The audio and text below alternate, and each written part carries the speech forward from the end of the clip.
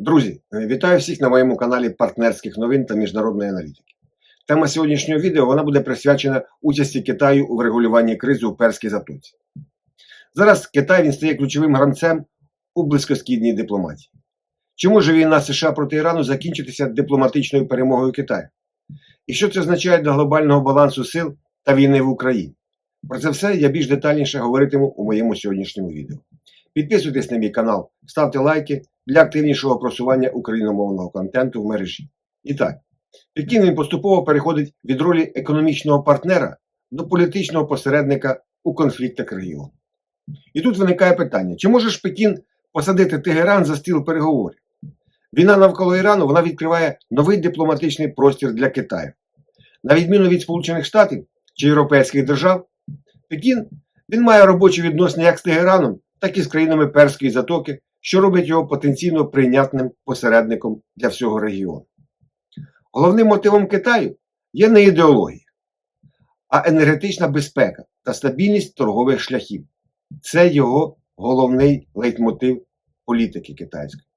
На підтвердження цього, головний дипломат Китаю Ван Ї, він попереджає про ризик розширення конфлікту та закликає до миру. Водночас Пекін уникає прямої критики Дональда Трампа, особливо на фоні його можливого візиту до Китаю, терміни якого, правда, наразі уточняються після останніх заяв Білого Дому про необхідність перенесення візиту орієнтовно десь на місяць. Це може свідчити про несподівану дипломатичну роль Китаю в переговорах під час війни, не дивлячись на перенесення термінів візиту. Китай має інтереси в Ірані, включно з інвестиціями, які становлять приблизно десь 4 мільярди доларів Сполучених Штатів. Але головний інтерес Китаю – це енергетична безпека. Близько половини китайського імпорту нафти, десь 45%, проходить через Перську затоку. А будь-яке перекриття Ормузької протоки, воно миттєво створює ризики для китайської економіки. Тому відкриття Ормузької протоки, воно є стратегічним пріоритетом для Пекіна. Саме тому Пекін зацікавлений не у зміні режиму в Ірані, а у збереженні керованої стабільності. Стратегічні нафтові резерви Китаю вони можуть забезпечити країну приблизно десь на 6 місяців. Це дає певний запас часу, але Пекін уже заблокував експорт дизеля та бензину. Китай намагався домовитися про проходження своїх суден через Ормузьку протоку, але поки що без значного успіху. Але тут є один парадокс. Допомагати Сполученим Штатам в Ормузькій протоці Китай не поспішає. У нього свої плани щодо цього всього. Йому також потрібна іранська нафта, але іншою ціною, не військовою, як цього хочуть Сполучені Штати. Як альтернативу Китай почав знову розглядати російську нафту, наміри про відновлення закупівель якої вони почали зараз активно обговорюватися.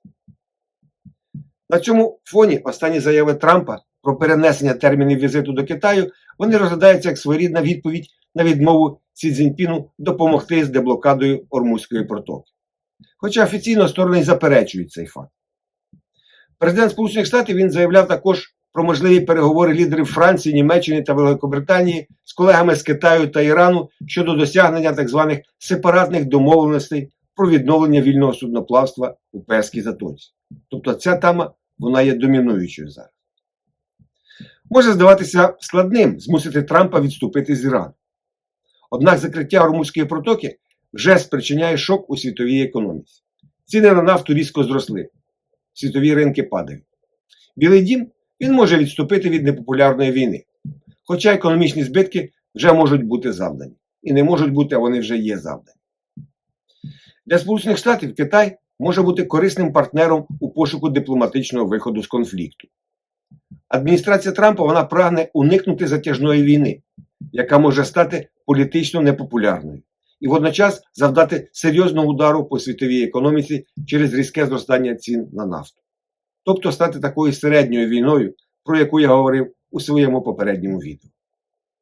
У цьому контексті Китай може стати несподівано привабливим партнером для укладання угоди щодо Ірану. Трамп все ж таки намагатиметься налагодити відносини з Пекіном перед майбутньою зустрічю, яка поки що переноситься, все ж таки сподіваючись на очну торговельну угоду. Китай має значний вплив на Тегеран. Не в останню чергу тому, що після відкриття протоки саме Китай Ймовірно, він стане головним покупцем всієї іранської нафти. В існуючих умовах візит Трампа до Китаю він залишається під питанням. Трамп хотів до цього візиту вирішити все з Іраном. Тоді це був би вагомий важіль тиску на Пекін щодо подальших кроків з розділу влади та пошуку торгівельних домовленостей.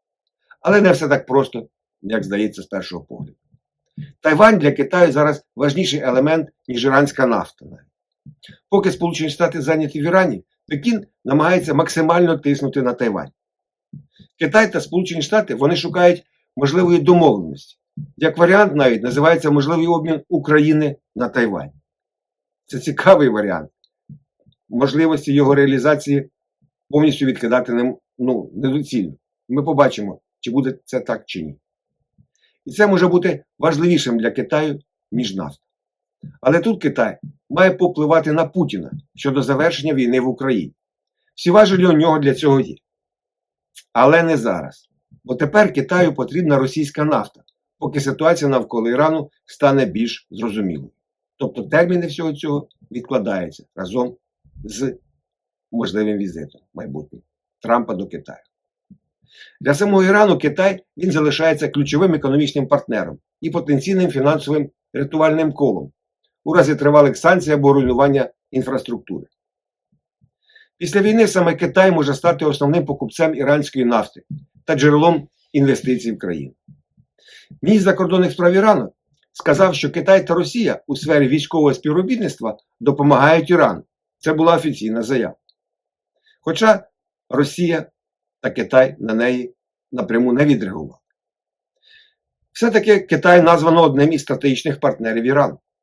Але формально Китай, за наявною інформацією, він не постачає напряму зброю до Ірану та Російської Федерації. Проте він постачає туди матеріали подвійного призначення, у тому числі критично необхідні для виробництва безпілотних літальних апаратів та ракетних озброєнь. Чого ж хоче Китай? Окрім очевидної потреби відкрити Ормузьку протоку, Пекін прагне зберегти стабільність режиму в Тегерані, тобто автократію з керівниками, з якими китайські чиновники вже працювали раніше.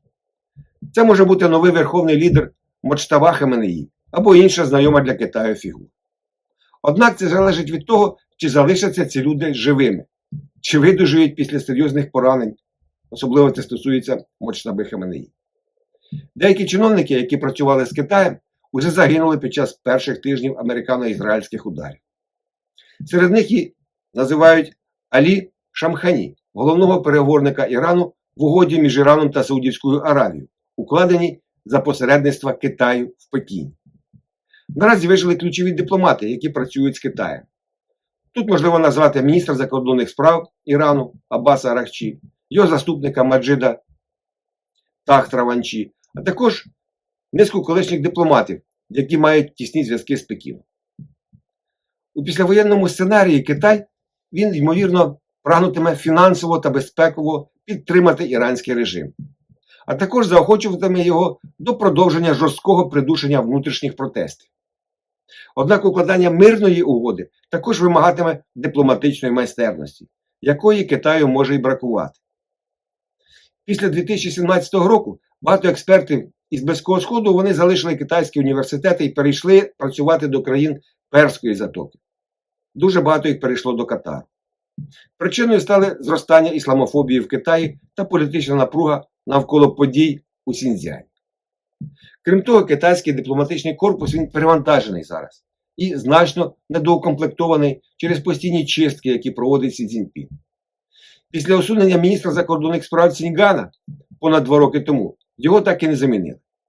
Іван Ї він фактично поєднує зараз 2 посади – міністра закордонних справ та голови комісії закордонних справ ЦК КПК. Остання посада вона вважається вищою за міністра закордонних справ. Тому Китай, можливо, здатен привести ослаблений, але впертий Іран до переговорів про перемир'я. Але водночас він може намагатися жонглювати занадто велику кількістю завдань одночасно, що він зараз і намагається робити. Це означає, що Китай він може відіграти роль посередника або гаранта домовленості, але навряд чи стане головним архітектором мирного врегулювання. Які ж уроки війни на Близькому Сході, які в першу чергу враховує Китай? Війна в Ірані – це потенційно золота жила даних для Китаю, про можливості та обмеження Сполучених Штатів у першу чергу. У стратегічному сенсі Китай він використовує конфлікт також як джерело військово-технологічної інформації. Пекін уважно аналізує застосування в першу чергу штучного інтелекту, систему управління боєм і швидкість відновлення американських арсеналів. Тобто ті фактори, які безпосередньо впливають на баланс сил у майбутніх конфліктах, зокрема, можливо, і навколо Тайваню. Колись війна в Перській затоці, вона шокувала китайських військових експертів і змусила переосмислити силу американської армії, що запустило масштабну модернізацію китайських збройних сил. Ймовірно, нинішній конфлікт він не матиме такого ж ефекту, хоча Китай уважно спостерігає за використанням нових технологій, швидкістю відновлення запасів зброї, ролью штучного інтелекту у військових рішеннях. Все це може стимулювати китайські розробки, але частково і викликає певну обережність, особливо що стосується застосування штучного інтелекту.